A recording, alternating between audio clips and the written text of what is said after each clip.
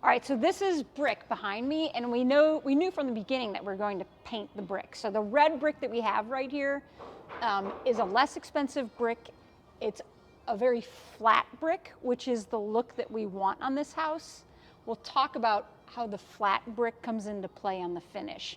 The mortar joints are essentially flush, so we're trying to get these mortar joints flush with the brick, right?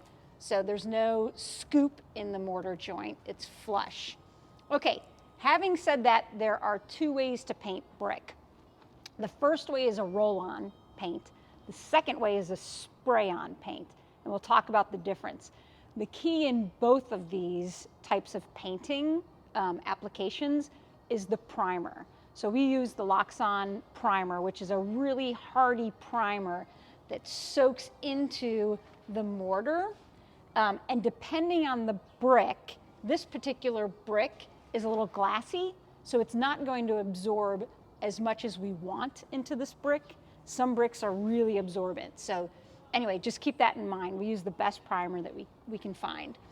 So what we do is we put the primer on, and then we use a 3/8 inch nap roller for the first coat, and then our second coat of paint is a smoother roller. So this is a sample of a finished look with the roll-on paint.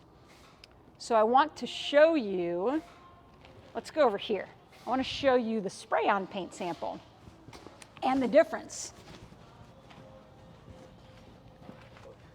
Okay, so this paint is fresh. So this is a spray-on paint.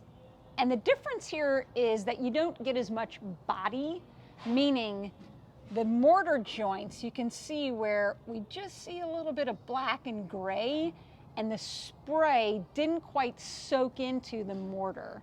So it's a lighter finish. It's just as smooth, but it has its disadvantages. So in this particular house, we're actually going to go with the roll-on paint.